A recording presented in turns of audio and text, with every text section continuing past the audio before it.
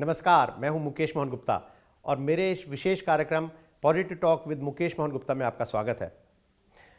आज जिस शख्सियत के साथ मुझे बहुत सारी सकारात्मक बातें करने का सौभाग्य प्राप्त हुआ है वो हैं भारत सरकार में secretary financial services Shri Harshmukh Haridas Adhia ji. Shri Adhia ji, स्वागत है आपका positive talk with Mukesh Mohan Gupta में। सर, मेरा हमेशा ये मानना रहा है कि भारत में पिछले 25, 30 या 40 सालों में बहुत तरक्की की है, चाहे वो कोई भी क्षेत्र हो, इंश्योरेंस का हो, बैंकिंग का हो, इंफ्रास्ट्रक्चर हो, पोर्ट हो, एयरपोर्ट हो। लेकिन जो चर्चा हुई है अधिकतर वो ज़्यादा नेगेटिव बातों की चर्चा हुई है और इसका लॉजिक अधिकतर ये दिया जाता है कि हम वो कहना या दिखाना चाहते हैं जो जनता देखना चाहती है। पर मेरा मानना है कि हमें वो कहना या दिखाना भी चाहिए जो जनता को देखना चाहिए। तो आपका सर इस बारे में क्या ओपिनियन है सर? मैं आपसे बिल्कुल सहमत हूँ मुकेश मोहन जी। इस देश में अगर एक चीज़ की कमी है तो वो है पॉजिटिव थॉट्स की, और आपका ये जो कार्यक्रम है उसके माध्यम से मैं समझता हूँ कि लोग कम से कम इस विषय को सोचेंगे, समझेंगे। बहुत ज़रूरत है कि हम सब सिटीजन्स मिलके पॉजिटिवली देश के बारे में सोचें और आगे बढ़े। नेगेटिविटी, पेसिमिज़म की कोई ज़रूरत हमको इस समय नहीं है। आप सर एक सीनियर ब्यूरोक्रेट, उसके बाद आपने गोल्ड मेडलिस्ट आईआईएम बेंगलोर से किया और फिर आपको किस चीज़ ने इंस्पायर किया कि सर आप ये सब छोड़ के छुट्टी लेके और 2 साल के लिए आप पीएचडी करने योगा के लिए चले गए सर? देखिए, स्पिरिचुअलिटी के प्रति मेरा जो आकर्षण है वो पहले से ही रहा है, लेकिन जो ये स्पेसिफिक इवेंट हुआ मेरे जीवन में कि योगा के लिए मुझे पीएचडी करने का जो मन हुआ, उसके पीछे एक एडवर्सिटी थी, एक प्रकार की कौटुंबिक समस्या थी जिसको एड्रेस करने के लिए मैंने सोचा कि I must take some leave and help that out. Yoga में अध्ययन किया और वो मेरे लिए अच्छा ही हुआ। आपने ज्ञान संगम में भी शायद कुछ ज्ञान दिया बैंकर्स को इस मेडिटेशन के बारे में, तो मुझे लगता है कि शायद जो बैंकों में अभी थोड़ी समस्या है, ज्ञान संगम के द्वारा आपने उनको जानने की कोशिश करी कि उनकी क्या समस्या है, तो बैंकर्स इससे बहुत खुश हैं सर कि एटलीस्ट किसी ने ये तो समझने की कोशिश करी कि उनका पेन क्या है बैंकर्स का। तो मुझे लगता है कि शायद आगे और भी ऐसे कुछ आपके मेडिटेशन के लेक्चर्स हों जिससे जो हमारे बैंकों की भी जो हालत थोड़ी सी ख़राब है तो वो भी, उनके जो एग्जीक्यूटिव्स हैं उनकी भी सेहत अच्छी हो और शायद बैंकों की सेहत भी इस आपके मेडिटेशन के लेक्चर के द्वारा थोड़ी ठीक हो सकती है। नहीं, मेडिटेशन बहुत ज़रूरी है। अब उसमें मैं निमित्त बनूं कि और कोई निमित्त बने वो अलग बात है। सवाल ये है कि यस, योगा एंड मेडिटेशन ये दोनों चीज़ जो है वो लाइफ में सुख के लिए, शांति के लिए और फोकस लाने के लिए बड़ा ही ज़रूरी है। और क्योंकि बैंक के जो टॉप एग्जीक्यूटिव्स है वो भी ऐसी समस्याओं से जूझ रहे हैं जिसमें उनको भी एक फोकस चाहिए, और फोकस लाने के लिए मेडिटेशन एक सबसे बड़ा माध्यम है। सर, आपकी सरकार ने शुरू किया micro units development refinance agency, या जिसको हम मुद्रा बैंक के नाम से भी ज़्यादा प्रचलित हो रहा है वो, तो इसके बारे में सर जहाँ तक हम समझ पाए हैं ये मुद्रा बैंक जो है ये एक रिफाइनेंस इंस्टीट्यूशन होगा जो और बैंकों को पैसा देगा, या जो एमएफआईज हैं उनको पर्टिकुलरली एमएफआई को पैसा देने के लिए ये एक रिफाइनेंस इंस्टीट्यूशन है। तो इसकी सर मॉडलिटीज़ क्या होगी और ये कैसे इम्प्लीमेंटेशन इसका कैसे होगा? देखिए, ऐसा है कि हमारा जो विकास के प्रति जो रुख रहा है देश का, वो हमेशा ही बड़े सेक्टर को एड्रेस करने के लिए रहा है। हम लोग बड़े जीडीपी ग्रोथ रेट के चक्कर में बड़ी बड़ी कंपनियों को आमंत्रित करते हैं, उनको निवेश करने के लिए प्रेरित करते हैं, लेकिन समस्या ये है कि यस वो भी ज़रूरी है, लेकिन जो इकोनॉमी चलाने वाले सही लोग हैं वो छोटे लोग हैं जी। एक एनएसएसओ का 2013 का सर्वे हुआ है, उसमें उन्होंने ये बताया कि देश में 5.7 करोड़ ऐसे छोटे व्यवसाय है, इनफॉर्मल जो कि अनरजिस्टर्ड है जी। बिल्कुल, एक आदमी काम कर रहा है, 2 आदमी काम कर रहा है, और एम्प्लॉयमेंट उसमें कितना मिल रहा है मैं आपको कुछ आंकड़े दूं। जी सर। ऐसा एक सर्वे में माना गया है कि पिछले 22 साल में हमने करीब 58 लाख करोड़ कैपिटल बड़े यूनिट को जी अवेलेबल कराया है। जी। उसके सामने एम्प्लॉयमेंट क्या हुई, करीब 22 लाख के करीब। नाउ इसके सामने जो ये 5.7 करोड़ छोटे यूनिट का सर्वे हुआ है जी, उनके पास सिर्फ और सिर्फ 11 लाख करोड़ का कैपिटल है, और ये लोग जो है एम्प्लॉयमेंट कितनी क्रिएट करें, करीब 11-12 करोड़। सो 5.7 करोड़ यूनिट है छोटे, और उसमें 11-12 करोड़ लोगों को एम्प्लॉयमेंट मिल रही है। लेकिन इनके पास कैपिटल बहुत कम है। इनको बैंकों से और इंस्टीट्यूशन से कितना ऋण मिला, जी तो वो तो बिल्कुल ही 4%। जी तो मुद्रा बैंक के पीछे कॉन्सेप्ट ये है कि हमारे ये पूरे मॉडल को बदलना होगा। जो वित्तीय व्यवस्था है हमारे देश की, उसमें हमको ये छोटे यूनिट को फाइनेंस पहुंचाने की कुछ व्यवस्था करनी पड़ेगी। एमएसएमई में 3 सेक्टर आते हैं, माइक्रो, स्मॉल एंड मीडियम। जी तो उसमें से जो माइक्रो सेक्टर है, अति लघु उद्योग या अति लघु व्यवसाय, जी तो उन दोनों के लिए अलग से कुछ पैकेजेस बनवाएंगे कि भाई उनकी ज़रूरत क्या है, उसका स्टडी करके बिना मॉर्गेज का, बिना कोई सिक्योरिटी का उनको कुछ मुहैया कराया जाए, 5 लाख 10 लाख तक की लोन, ताकि ये लोग अपने व्यवसाय को आगे बढ़ा सकें। तो ये सर जो मुद्रा बैंक है, ये डायरेक्ट फाइनेंस करेगा या केवल जो एमएफआईज हैं उनको ये रिफाइनेंस करेगा? मुद्रा बैंक का रोल होगा पॉलिसी बनाना माइक्रो फाइनेंसिंग के लिए।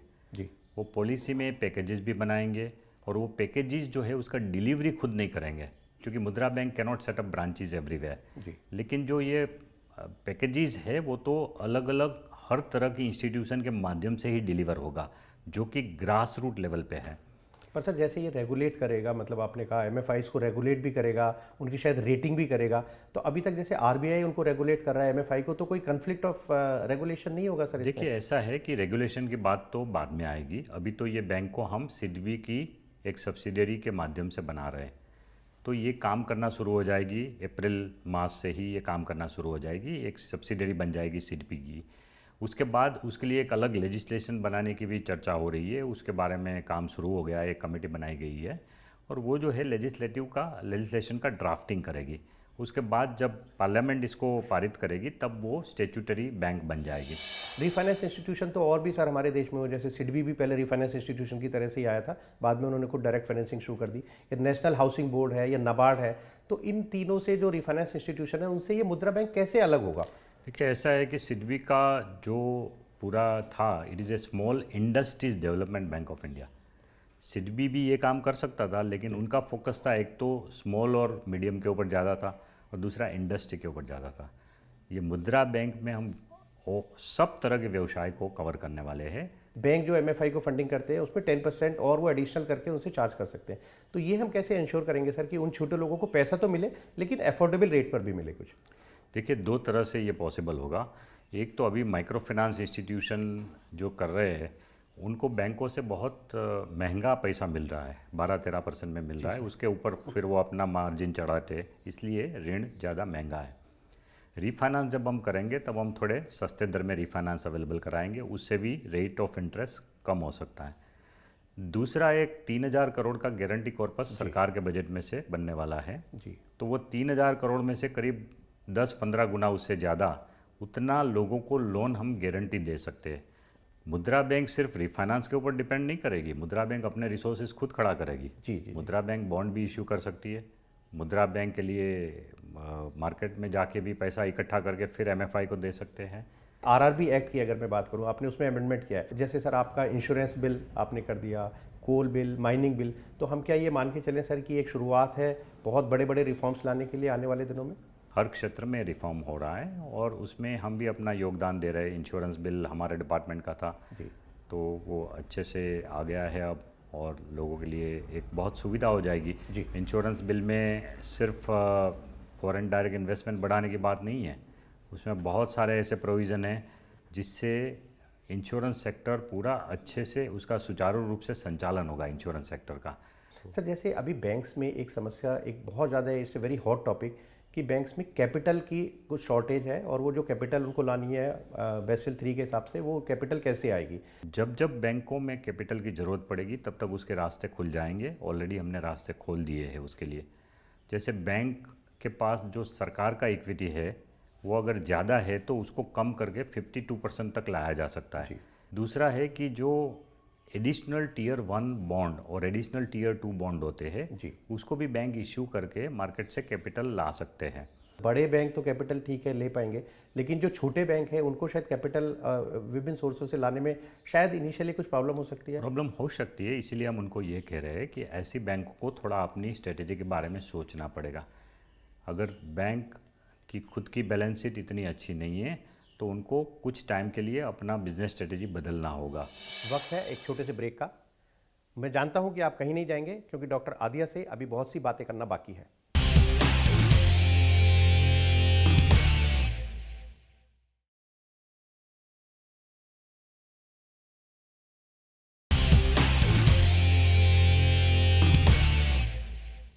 स्वागत है ब्रेक के बाद। डॉक्टर आदिया से सकारात्मक बातों का सिलसिला जारी है।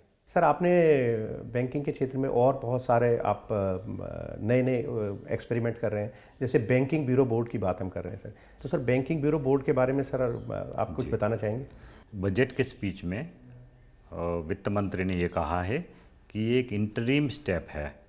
अल्टीमेटली हम जाना चाहते हैं बैंक इन्वेस्टमेंट कंपनी की तरफ।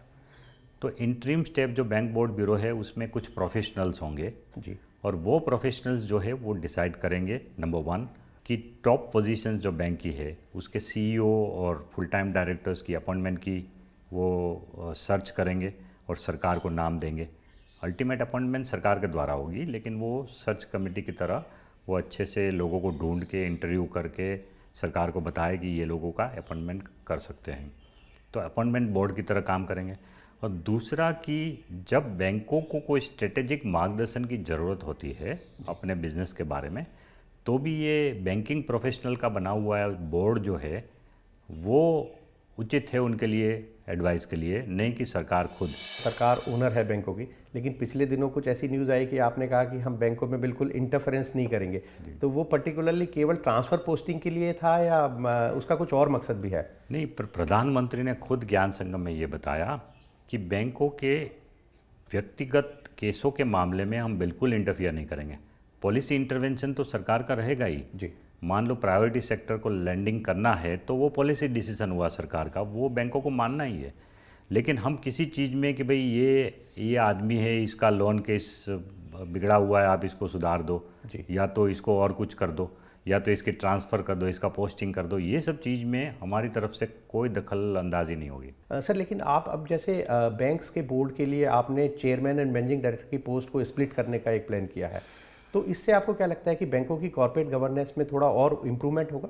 बिल्कुल होगा, क्योंकि ये वर्ल्ड की बेस्ट प्रैक्टिस है। इंडिपेंडेंट चेयरमैन हो जो कि वो भी एक बैंकिंग प्रोफेशनल ही हो। He could have been ex CMD of a bank या retired deputy governor of a reserve bank. ऐसा कोई भी बैंकिंग प्रोफेशनल हो जो कि ये विषय को जानता है, वो उसका बोर्ड का नॉन ऑफिशियल चेयरमैन बने और वो जो है बोर्ड की मीटिंग चलाए। तो जो chief executive officer and MD जो लाएगा प्रस्ताव बोर्ड के सामने, तो उसका अच्छे से वो डिस्कशन करके उसमें मार्गदर्शन कर सकते हैं, इंडिपेंडेंट मार्गदर्शन कर सकते हैं। प्रधानमंत्री जनधन योजना एक बहुत ही एक ड्रीम प्रोजेक्ट है प्रधानमंत्री जी का, आपके सरकार का। तो अकाउंट्स तो ठीक है, अकाउंट्स खुल गए, अब अकाउंट्स खुलने के बाद व्हाट नेक्स्ट सर? देखिए, प्रधानमंत्री जी का इस योजना के पीछे बहुत बड़ा लंबा विज़न है। ये सिर्फ अकाउंट खुलवाने की बात नहीं है जी। अकाउंट सबके खुल गए हैं तो मतलब ये चीज़ हुआ कि आज अगर सरकार को किसी भी स्कीम में डायरेक्ट बेनिफिट ट्रांसफ़र करना है पैसे का, तो उसमें हम जा सकते हैं। अब ये एक कंस्ट्रेंट नहीं रहा कि लोगों के पास बैंक अकाउंट नहीं है।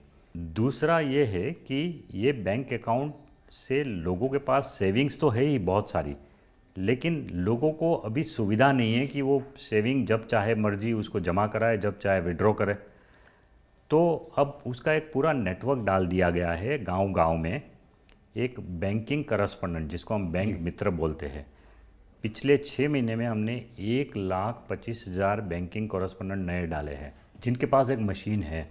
वो मशीन में एक सिर्फ सिम कार्ड लगा हुआ है, उसके माध्यम से अगर इंटरनेट कनेक्टिविटी उधर है, मान लो 2G कनेक्टिविटी या इवन मोबाइल कनेक्टिविटी, तो वो मशीन के माध्यम से इमीडिएटली डेबिट और क्रेडिट ट्रांजैक्शन गांव में बैठ के कर सकता है। तीसरा, ये बैंक अकाउंट तो एक मेज़र हो गया। फाइनेंशियल इंक्लूजन के दूसरे 2 मेज़र है इंश्योरेंस एंड पेंशन। हर आदमी को हम इंश्योरेंस स्कीम में कवर करना चाहते हैं इसके लिए 2 बहुत महत्वाकांक्षी योजनाएं अनाउंस कर चुके हैं माननीय वित्त मंत्री। एक है प्रधानमंत्री सुरक्षा बीमा योजना, सिर्फ 12 रुपये में 2 लाख का एक्सीडेंटल डेथ कवर मिलता है। अगर किसी फैमिली का अकस्मात हो गया और उससे उसकी मृत्यु हो गई मेन अर्निंग मेंबर की, तो कम से कम गरीब लोगों के पास 2 लाख रुपए की राशि तुरंत मिल जाए, और इसमें कोई कंडीशन नहीं है, नो कंडीशनलिटीज अटैच्ड। और ये योजना मैं आपको बता दूं कि सिर्फ गरीब आदमी के लिए नहीं है, देश की पूरी जनता के लिए है। कोई भी आदमी 12 रुपया अपने बैंक को चिट्ठी दे देगा कि भाई मेरे अकाउंट से 12 रुपया आप कटवा लीजिए, तो बैंक है वो बाकी का सब कार्रवाई करेगा। हर बैंक कोई ना कोई इंश्योरेंस कंपनी के साथ जुड़ा होगा, इंश्योरेंस कंपनी के पास जाने की ज़रूरत नहीं है, इसकी पूरी पब्लिसिटी सरकार करेगी। लोगों को सिर्फ इतना ही करना है कि बैंक को एक चिट्ठी देना है जो कि प्रिस्क्राइब फॉर्म होगा, उसमें अपना साइन करके नॉमिनी का नाम देके उसको बीमा योजना में लागू हो जाएगा। इसी तरह इनकम का मतलब कोई क्राइटेरिया नहीं है, कोई मतलब मैं चाहूँ तो मैं भी जाके आप भी जाके उसमें एनरोल कर सकते हैं, एनीबडी कैन डू इट। हम चाहते हैं कि करोड़ों लोग देश के 100 के 100 करोड़ लोगों का 12 रुपये में इंश्योरेंस हो जाए, क्यों नहीं। बिल्कुल अच्छी चीज़ है कि एक फॉल बैक पोजीशन है, गरीबी मतलब गरीब लोगों को तो बहुत ही आशीर्वाद रूप ये स्कीम है। उसी तरह से सिर्फ 330 रुपये में हम जीवन बीमा की एक योजना दे रहे हैं, प्रधानमंत्री जीवन ज्योति बीमा योजना, 330 रुपये में। तो इसमें नेचुरल डेथ भी होगा, तो नेचुरल डेथ का भी उसमें कवर मिलता है। इस तरह का सिंपल प्रोडक्ट हमने बनाया है। और तीसरा अटल पेंशन योजना, जिसमें हम डिफाइंड पेंशन देंगे 5,000 रुपये तक का। जो मोदी जी का जो नारा है कि सबका साथ सबका विकास, मुझे लगता है कि इन सब स्कीम्स का जो उद्देश्य है वो यही है कि जो हमारे देश के जो गरीब लोग हैं उनको इंश्योरेंस से जुड़ा जाए, पेंशन से जोड़ा जाए, उनमें सेविंग की हैबिट डाली जाए।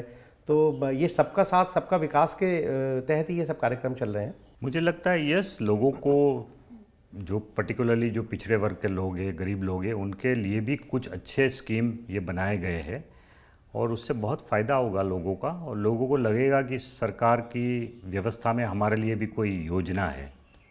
सर इसमें बस यही है कि उन लोगों को ठीक है सेविंग की हैबिट डाली जाए, इंश्योरेंस पेंशन मिल जाए, बट उनको शायद अपना कुछ रोजगार करने के लिए, जैसे मुद्रा बैंक भी आया है, तो उनको शायद उनकी अपेक्षा जरूर रहेगी कि उनको कुछ कम रेट ऑफ इंटरेस्ट पे कुछ पैसा उनको मिल सके सरकार के। बिल्कुल, क्योंकि अभी हम ये नहीं चाहते कि हर आदमी पढ़ाई करने के बाद, 12वीं करने के बाद या ग्रेजुएट होने के बाद कोई नौकरी की ही तलाश करे। हम चाहते हैं कि उनको एक अपॉर्चुनिटी मिले, कुछ पैसा मिल जाए, ताकि वो अपना व्यवसाय खुद करें और वो अपना कुछ भविष्य खुद बनाए। हम सिर्फ एम्प्लॉय क्रिएट नहीं करना चाहते, हम एम्प्लॉयर्स को क्रिएट करना चाहते हैं, एंटरप्रेन्योर्स को क्रिएट करना चाहते हैं। इसीलिए ये मुद्रा बैंक की व्यवस्था बनाई गई है। सर रेट ऑफ इंटरेस्ट की अगर हम बात करें तो मैं ये समझना चाहूँगा कि रेट ऑफ इंटरेस्ट से जो लार्ज बोरोवर्स है उनमें बहुत ज़्यादा एक ये रहता है कि ग्रोथ के लिए हमें रेट ऑफ इंटरेस्ट 0.5% कम चाहिए, 1/4% कम चाहिए।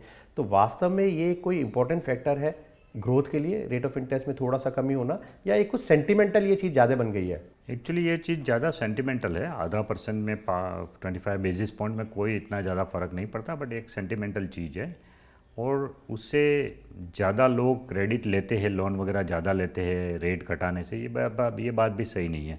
लोन तभी लोग लेते हैं जब उनकी ज़रूरत होती है। बिल्कुल। अगर नया कोई इंडस्ट्री का प्रोजेक्ट है, तैयार है, जीडीपी ग्रोथ रेट अच्छा चल रहा है, देश में उस चीज़ की डिमांड है, तो नेचुरली वो प्रोजेक्ट डाला जाएगा, उसके लिए ऋण भी लिया जाएगा। स्टॉल प्रोजेक्ट का सर कोई आप डाटा दे सकते हैं या कोई डिटेल बता सकते हैं कि कैसे अब उनको स्टॉल प्रोजेक्ट्स को अब हम कैसे सुचारू रूप से चलाने के लिए क्या क्या एक्टिविटीज़ आपकी सरकार की तरफ से हो रही हैं?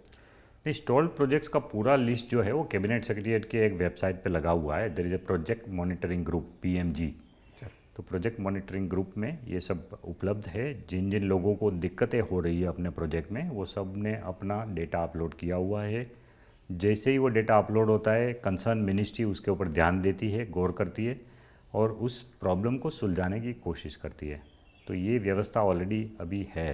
सर ये जो बैंकरप्सी एक्ट का जो अभी बात हो रही है, तो आपको क्या लगता है कि बैंकों की रिकवरी में ये भी एक इम्पॉर्टेंट रोल प्ले करेगा? अगर बैंकरप्सी कोड आ जाए तो सुचारू रूप से किसी कंपनी को, किसी बिजनेस को वाइंड अप करने की सुविधा हो जाए, तो उससे yes, businesses will be free कि उनको अगर एक बिज़नेस छोड़ के दूसरा बिज़नेस करना है तो वो एक काम निपटा सकते हैं। सर एग्जिट मोड की आपने जैसे बात की बैंकिंग में से, सर इसमें मेरा एक ये मानना है कि लार्ज कॉर्पोरेट्स के लिए तो अभी भी बहुत सारे एग्जिट मोड हैं, जैसे CDR है या BIFR है, जहाँ पर उनका रिहैबिलिटेशन करने की सुविधा उपलब्ध है। लेकिन जो छोटे और मंझले उद्योग है, जब हम स्मॉल एंड मीडियम एंटरप्राइजेस की बात करते हैं, तो ना तो उनके पास कोई एग्जिट मोड है, ना वो सीडीआर में जा सकते हैं, ना वो बीआईएफआर में जा सकते हैं। उनके लिए कुछ आपकी सरकार कुछ ऐसा सर कोई प्लान कर रही है? देखिए, वो 2012 में आरबीआई ने एक वर्किंग ग्रुप पहले बिठाया था। उनके रिपोर्ट के आधार पे 2012 का एक बहुत अच्छा स्कीम निकाला है आरबीआई ने। आरबीआई ने ये कहा है कि अगर कोई स्मॉल इंडस्ट्री वाला जो है वो अगर सिक या पोटेंशियली सिक लग रहा है तो उसके लिए एक मेकेनिज़्म बनाई है कि उनके लिए एक कमेटी होगी, वो कमेटी बैंकर्स की, वो कमेटी इसके ऊपर गौर करेगी और उसको कुछ अगर रिसिड्यूलमेंट देना है, उसको कुछ राहत देना है, तो सब करने के लिए पूरी एक व्यवस्था डिफाइन की हुई है आरबीआई ने। तो इसका क्या मॉडस अप्रेंटिस क्या रहेगा सर? मॉडस ऑपरेंडी ये रहेगा कि जब भी कोई लघु उद्योग को या लघु व्यवसाय को ऐसा लगे कि वो थोड़ा फाइनेंशियल कंस्ट्रेंट आ रहा है, तो वो बैंकों को अपना रिक्वेस्ट भेज सकते हैं और बैंक जो है उनको मैंडेट किया गया है कि उनको सुने और depending on what is the level of default, किस लेवल पे ये डिसाइड होगा कि उनको क्या सुविधा दी जाएगी। तो उनको रिस्ट्रक्चर कर सकते हैं, उनका डेट को रिसिड्यूलमेंट कर सकते हैं, पिनल इंटरेस्ट को भी वेव करना, ये सब चीज़ें उसमें दी गई है आरबीआई की स्कीम में। सर अंत में सर आपका कुछ एक या दो सर सजेशन बैंक्स को, बैंक्स एग्जीक्यूटिव्स को या कॉरपोरेट्स को सर आप अगर कुछ देना चाहें तो? फोकस होना चाहिए हमारा व्यवसाय के ऊपर, अपने अपने व्यवसाय के ऊपर, और मेडिटेशन हमको वही सिखाता है कि जीवन में फोकस को कैसे लाया जाए। जब कोई भी आदमी अगर फोकस से जीवन में काम करता है तो उसकी ज़रूर उन्नति होती है। तो इनको भी अपने इश्यूज़ जो है उसके ऊपर फोकस करना है, उसको आइडेंटिफाई करना है, उसके विविध पहलुओं को समझना है, सोचना है, और फिर उसके बारे में जिसकी भी मदद लेनी हो उसकी मदद लेके उसको सुलझाना है। आद्या जी बहुत बहुत धन्यवाद हमसे जुड़ने के लिए और हमें इतना समय देने के लिए। आज के लिए सिर्फ इतना ही, और अगले हफ्ते positive talk with Mukesh Mohan Gupta में किसी और शख्सियत से बात करेंगे, सकारात्मक बातें। Till then be positive for yourself and for the country.